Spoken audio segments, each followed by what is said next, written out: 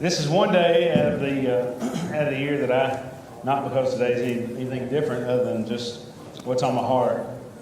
This is one of those messages that I just assume not preach, and I would rather somebody else do it. But it's necessary, and it's not always fun, and it's not what we like to hear. We like to go to church, and we like to be told how good things are and how wonderful things are, and all those kind of things, but sometimes that's just not the way it is. We need the truth more than we need to be told how good things are. We live in a world now where everybody wants to hear happy thoughts all the time, but it's just not always that way. Sin is sin. It needs to be called out. Our failures need to be called out. Our successes need to be called out, and certainly I want to be encouraging when I can. This morning I will just preface all this by saying this is going to be one of those messages that's going to make people think, and you're going to question, and you're going to wonder, and you're not even going to know, probably by the end of this, you're not even going to understand exactly where I stand on it. But I have to this morning, talk about giving. And in a world where, and I know if you're a visitor, this is one of the hardest topics that I ever try to stand and preach on. I'd much rather preach about hell than I would giving. And that sounds odd, but it's just fact of the matter. And that's just the way it is. Giving is a necessity for the Lord's church. We have to do it, and hopefully you'll understand by the end of this that I'm not trying to tell you what to do. I have had numerous conversations with Brother Brad through the years and the last couple of years that I just don't like to talk about it, and it makes preachers nervous. And guess what? It really shouldn't. It's biblical principle, so it shouldn't make us nervous, but it always does. And I want to, first of all, I want to commend you, church, for how gracious and loving and kind you are in your giving. And I will say that. And we don't often have to preface a message, but I want to tell the church I'm proud of how much they do. And I think we do a lot. And for some of you all may not even know, or you may not see the monthly budget reports that come out, and you may not pay much attention to them. But we will probably have a between $750,000 and $800,000 budget this year. That's not a small amount of money. That's a significant budget. And I know there are a lot of churches that have $14, $15, $16 million budgets, and I hope and pray they've got a staff for that. But I'll also say this. There's a couple of things that I just absolutely, and Sister Jane, I think, would back me up on this. I try very diligently not to know what you give. I'm making an effort not to pay attention. When they're passing plates, I don't look around because I don't want to know who gives what.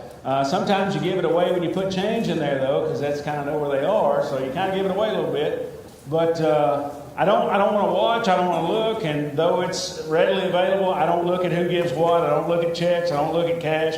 I don't look at any of that mess other than when I just take it to the bank and I hand them the stuff that Sister Jane gives me, and that's about the extent of it. So I know that giving makes people nervous. It definitely makes preachers nervous. And I will start off with maybe what always to me has been a humorous thought. I had a lady at a former church that I pastored, and every week, and it was just funny because she would come in with her offering in her hand every week. She had a purse in one hand, her offering in the other hand.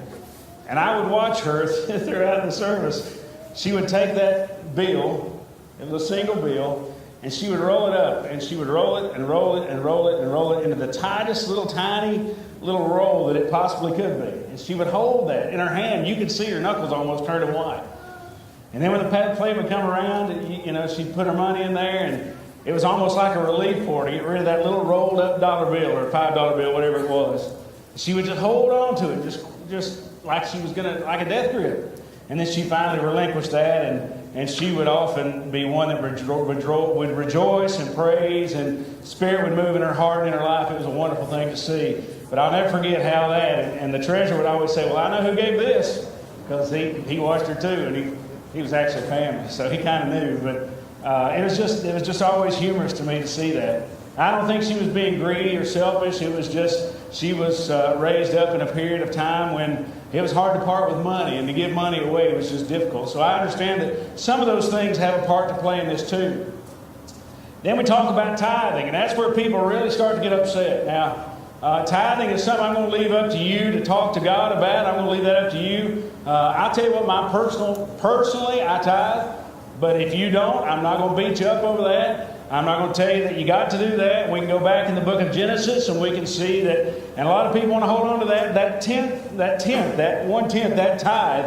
But actually, in reality, if you look at the different parts and different times that they tithe, it was probably closer to 20 or 30% that they gave, not just 10%. They really were giving probably 20 to 30% of their income to the support of the nation, Israel, and that was God's chosen people. So we can see that 10 is an easy number, but really it was probably more like 20 or 30% different times of the tithing of the feast and the tithing of harvest and different things that they did. And we even see that Aaron had the Levites were responsible of the tithe that they received. They were responsible for a 10th to tithe to God of that 10th that they got. So we see that is a simple biblical principle, and I've seen back and forth both ways of people saying, well, that didn't go away. And then I see people say, well, Jesus fulfilled the law and there were obligations and so on and so forth. But I think really if we get into the giving of the New Testament, we'll find in 2 Corinthians chapter 9, probably, in my opinion, the clearest model of New Testament giving that we have. Now, I'll leave it up to you whether you want to do a 10%, 20%, 30%. And if you're doing 0%, I hope by the end of this, you will be encouraged to maybe do a little bit more. 0% is definitely not good, but I'm not going to tell you how much you need to give. And I want to say this. There are different periods of life that Shannon and I have gone through. There were times when we couldn't pay our bills on time and we were struggling to get out from under some of those things. There are times when we've had abundance and sometimes we had to make adjustments to things according to where we were in a period of life. So understand this morning, your preacher understands that not everybody has a giant amount of money that they can just give away. Sometimes we're in a period of time and a season where we have abundance, and sometimes we're in a period or a season of life where we may not have abundance. So understand that your preacher is not trying to beat you up and trying to take money from you further. I will also preface this by saying this. When I first came, this church pays the pastor by love offering, and I thought, well, that seems awfully complicated and difficult, and why don't you just do a salary? And I had several people up front said, we don't do that here, and we're not going to do that here. So I had to learn right quick where my boundaries were. But I can say this, I'm thankful that the church does it that way. It separates it out to a degree, and it's not holding the church to a certain amount of money. If you don't like me, quit paying me. It's pretty simple. That's a good way to get rid of a preacher. Don't give him nothing, because I got to live just like everybody else. So you withhold the funds, I'll go somewhere else. I'll just give you a freebie. That's for free. I'm not even going to charge you for that. You can just do that. But this church has been so wonderfully good to my family and I. You've been above and beyond. So you all give and give and give, and I'm not here to try to beat money out of you so that I can get rich. I don't think any man of God should ever stand in a pulpit with a goal of getting rich. The profit that I should preach for is souls. The reason that we stand and proclaim the good news, the gospel of Jesus Christ, is so that souls can be saved. And I want you, hopefully, by the time we finish this up this morning, you'll be able to say, I too want to be able to contribute to the necessity of the saints and contribute to the spreading of the gospel in a way that will reach hundreds, if not thousands, or maybe even millions. As Brother James has already mentioned this morning, our giving in Kenya is able to reach souls that you and I will probably never ever meet, but we have a great responsibility to spread the gospel. Folks, it's just plain and simple. It takes funds to be able to do that, and we shouldn't hoard it. We're not the First Savings, First National Bank. We ought to be able to liberally give that money out to those that are in need, that the gospel might go out and have its way in the hearts of the lost. So look in 2 Corinthians chapter 9. We'll see right here. It starts off pretty simple, and cheerful giver would be the thought or the title, I guess, that I had sent to Brother Tommy. And I hope and pray pray this morning that you are a cheerful giver, and not a grudging giver, but a cheerful giver. It's found in 2 Corinthians chapter 9, verses 6 through 15. We'll start with a thought right there. But this I say, he which soweth sparingly shall reap also sparingly, and he which soweth bountifully shall also reap bountifully. Now, if we look at that from just a giving standpoint, and certainly if we look at it just simply by finances, we understand if you've ever sown any kind of seed, and you've sown grass seed, for example, we'll take a handful of that seed and we'll cast it out, and we cast it out in a manner such that all the seed that's in our hand is spread abroad, and it has its effect. It's able to go out and be able to seed the soil that we're casting it upon. But if we take that same amount of seed and we clutch it in our hand and we just cast one or two, we certainly can't expect that the grass is going to come up or the harvest, whatever it may be. I sowed some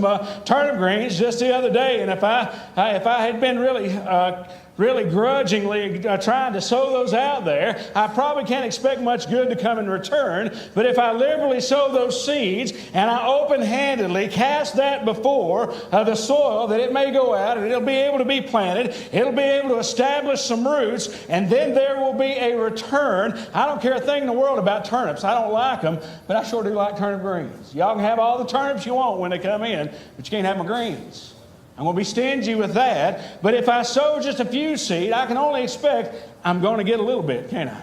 But if I sow a bunch, if I sow of abundance, if I take that which is in my hand and I sow those seed out there and we cast all the seed out, we can expect that there will be a return. Now, I don't want to be one of them smiley TV preachers and tell you how God's going to just abundantly return. You give me the last $1,000 you got in the bank and it's going to turn into $10,000. I'm not going to do that this morning. I don't believe in that kind of preaching. I don't get into that kind of stuff. I don't go for that. As a matter of fact, I turn it off. I wouldn't even let it play. Because it's just, in my opinion, taking advantage of people and trying to milk money out of folks that don't probably have it in the first place. But I am here to tell you that when we have the ability, we need to sow abundantly. We need to cast it out there so that it can be returned profitably. And I'm not talking about profit in the form of money even, my friends. I'm talking about profit in the form of souls being saved.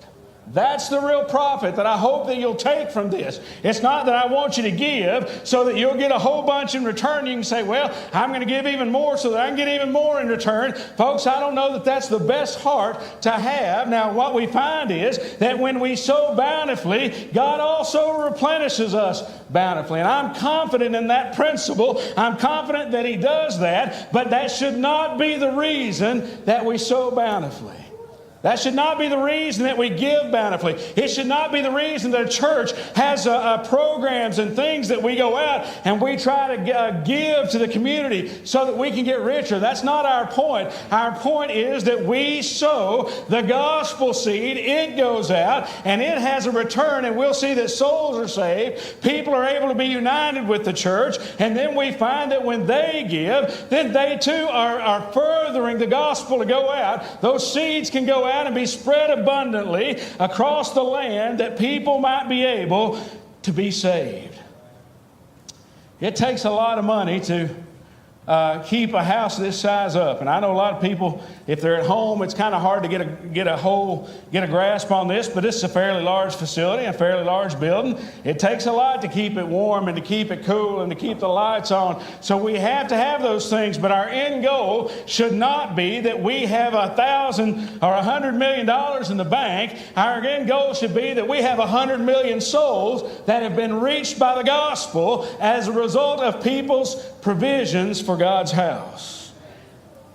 Every man according as he purposeth in his heart. Now, this is one that has been open for debate for a long time, and people like to talk about this, and they like to expound on this, but I'm going to give you what my thoughts are. Every man according as he purposes in his heart, so let him give, not grudgingly or of necessity, for God loveth a cheerful giver. My friends, when we look at the Greek in that, and we find that it's talking about hilarious, it means that it's amazing, it's over in abundance. what we would expect it to be, and we find that this bountiful giving spreads into others, and we ultimately desire that what we do here will impact people that we, like I said, in Kenya or in South America that we don't even know. We may never meet them, but as a result of you giving to the Lord's church, it provides the means for the gospel to go out, and it provides the means for people to be saved. And if they never give a dime, it doesn't matter to me. The fact of the matter is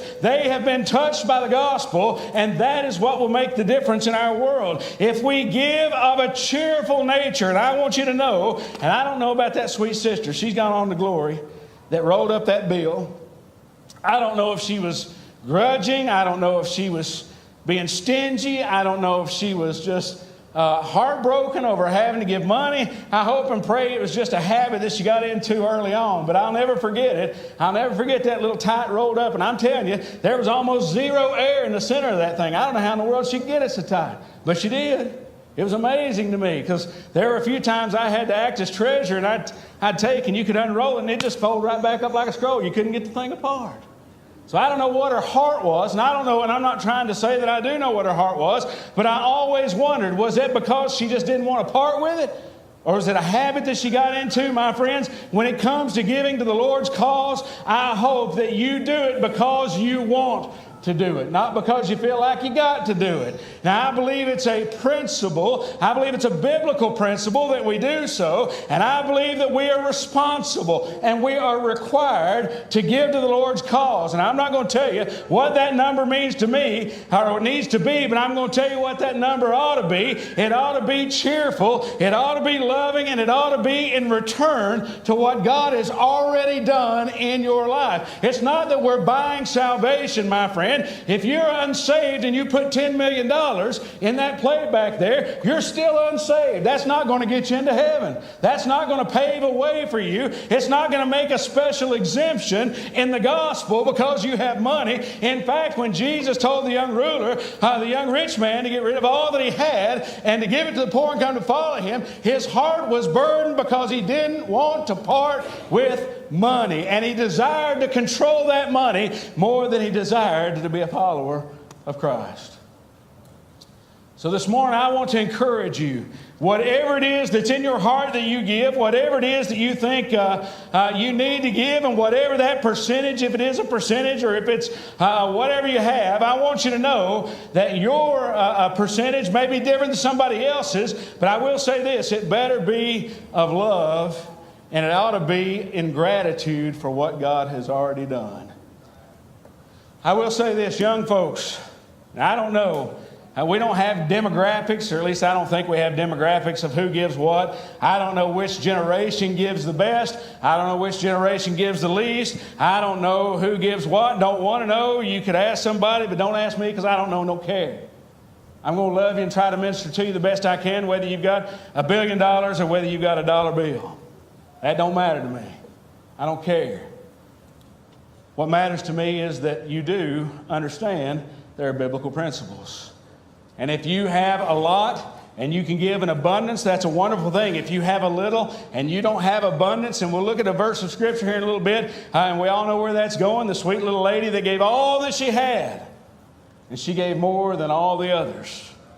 Now that's a biblical principle as well.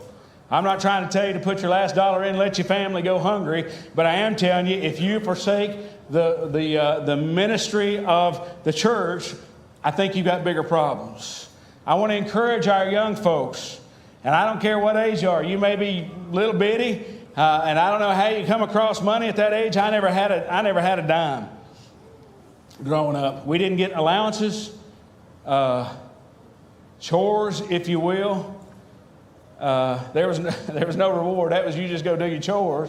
You just get your things done. That's what you do. We didn't get allowances. We didn't get money. We didn't get all those things. So I'll be honest with you. I wish kind of we had, because those principles of how to deal with money would have been earlier instilled. And I think that's not necessarily a bad thing when you reward people for doing the right thing and things like that. I'm not trying to tell you how to live your life or how to raise your children, but I wish I had those basic money principles instilled a little bit earlier in life. And I remember Levi, when he got his first job umpiring, I think he was umpiring at And he was so tickled over that first check. And I said, you're going to put 10% of that in church, right? And I got this look like, I don't know if that's happening or not. I don't know if he ever did or not, but I'll leave that up to him. You can either testify now and acknowledge it, or you can repent. I don't care. That's up to you, son. But I know that is, and I know that it's so easy when we start to have that abundance and then we think, well, I don't really want to give it away. But it's not giving it away. It's returning it to the one who owns it to begin with. It's all God's. Everything in your pocket belongs to the Father. You may have a credit card and you may be putting everything on credit and you may be rounding up lots of debt, but we can get into biblical principles about debt and all that as well. But my friends, every dime that I have is from the Father. I'm confident in that. I believe that. I trust that 100%. So if it's 10%, 20%, or 30%, I'm not giving it to Him. It's His to begin with. I'm returning it to Him in a belief and confidence in His abundance and His goodness and what He's already done in my life. Folks, He saved my soul. He saved the soul of my wife, my son, my daughter-in-law, and I'm confident that one day after a while, He's going to save my granddaughter. Folks, if He does not deserve me giving Him of my abundance, my goodness, what does He deserve? He deserves my everything, my life. If I devote and I give my entire life and I die right now in this pulpit, folks, it would be the least I could do for the one who's given it all for me and has already made everything possible.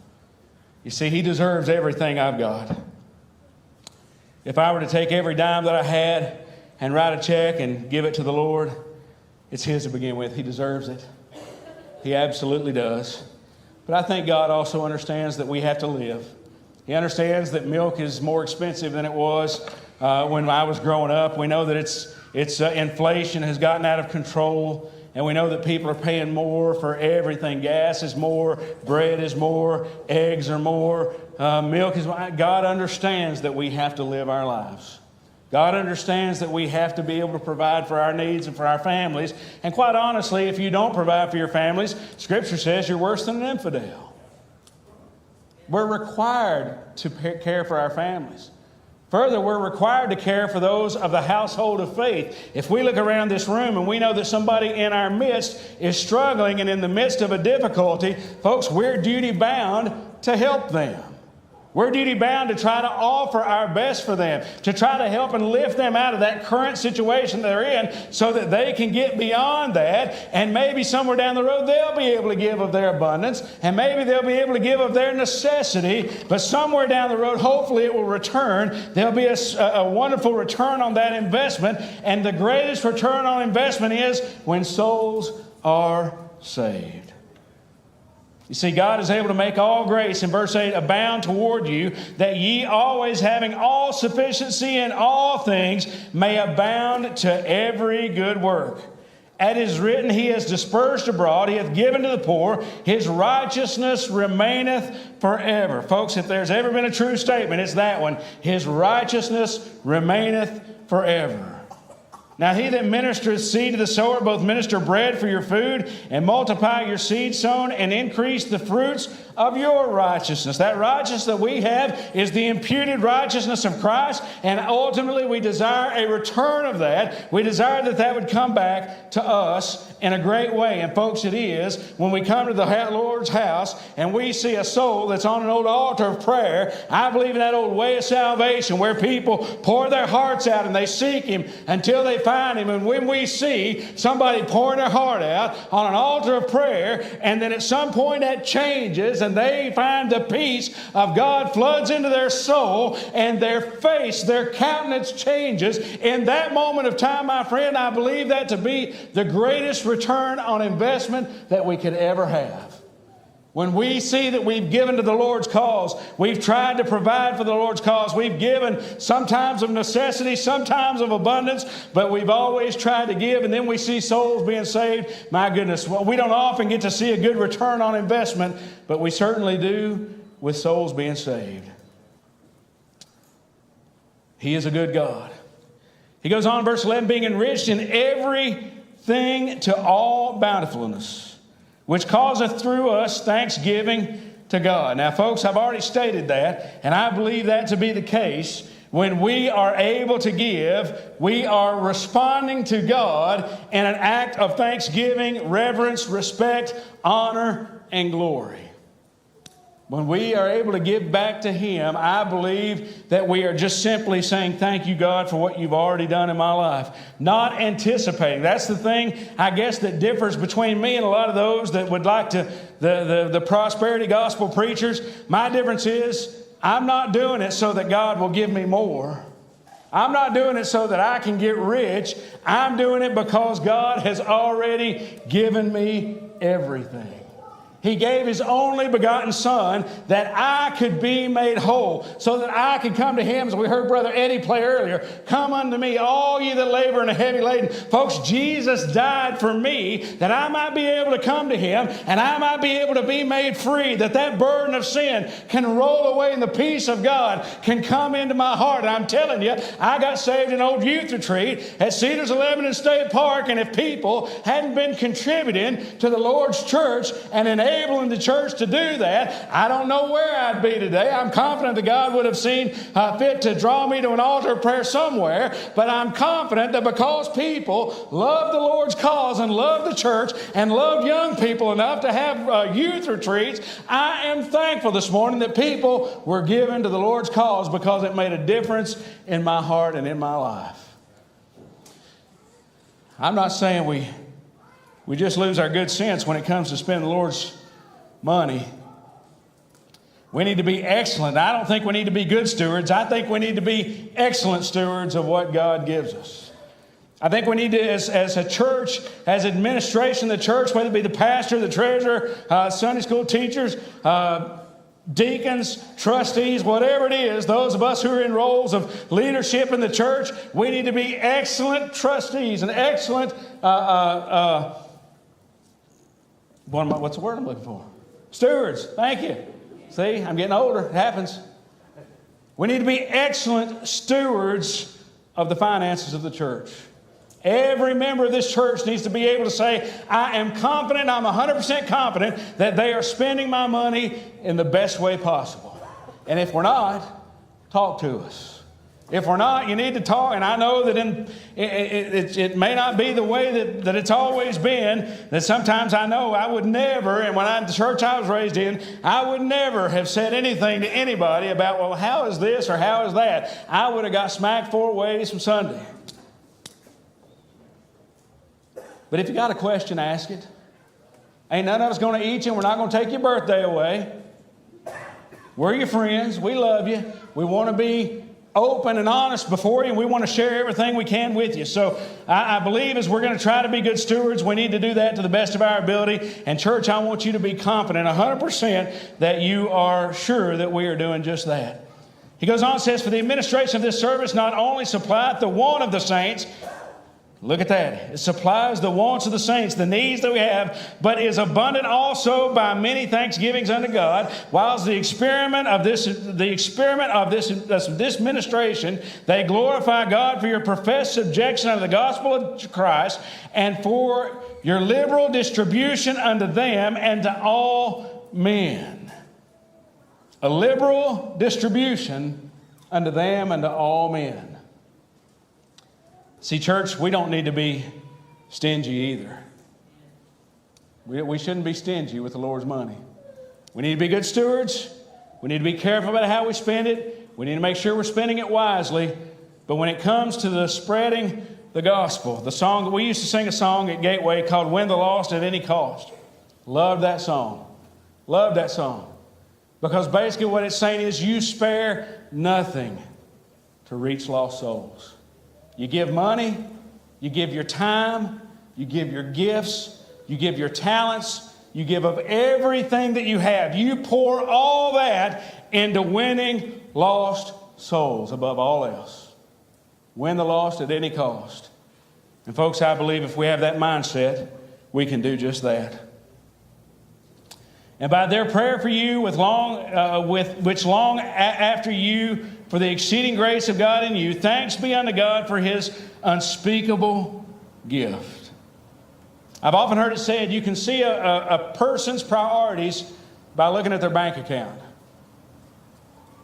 And I've given that little thought. And you know what? I think I find that to be true.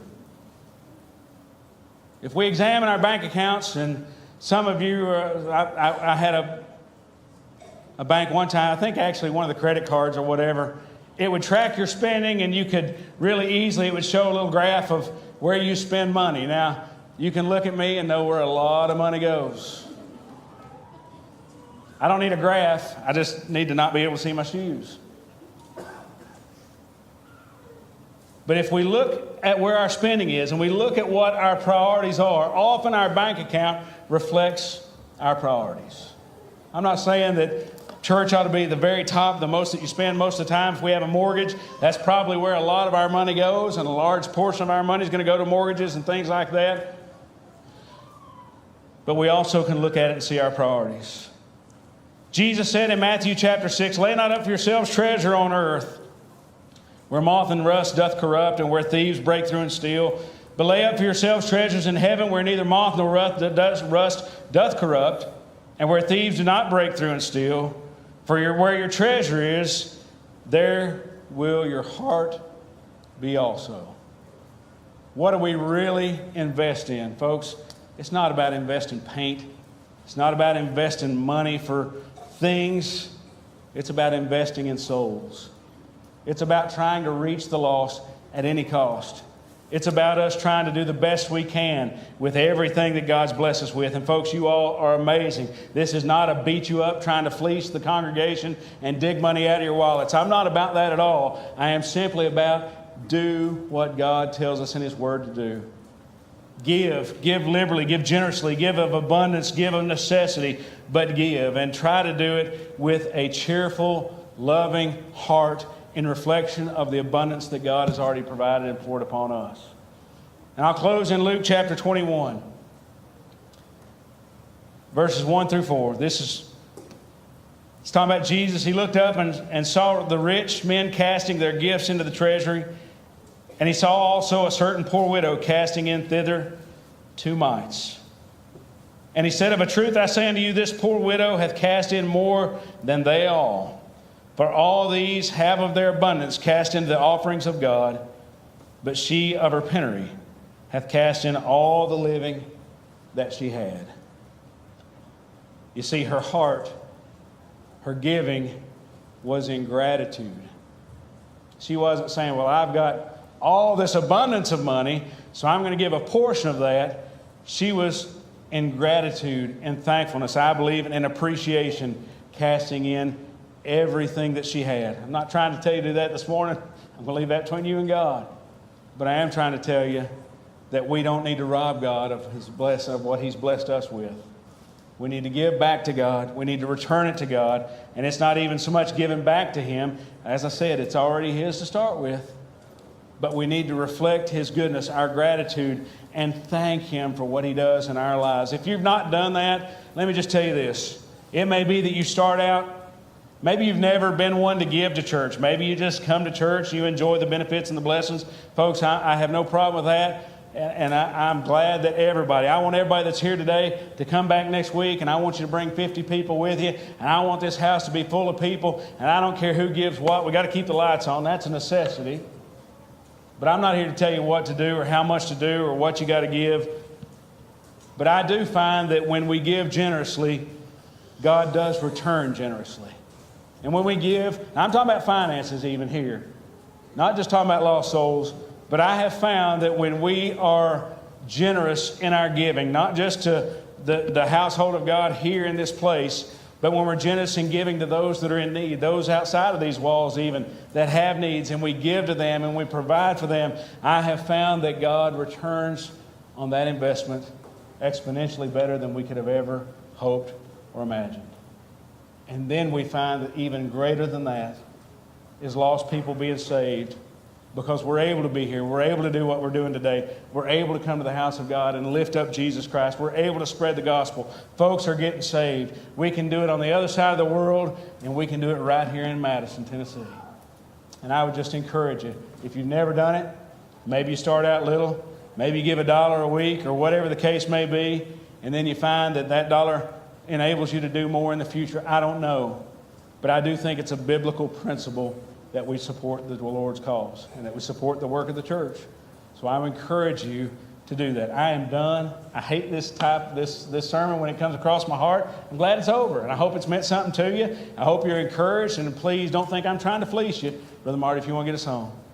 I'm not trying to get money out of you. I've already said you all are generous, gracious, loving, and giving far beyond expectations.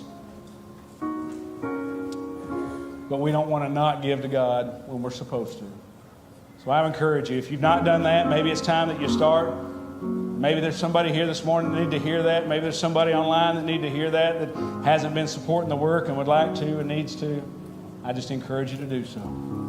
That's my message, Brother Mark.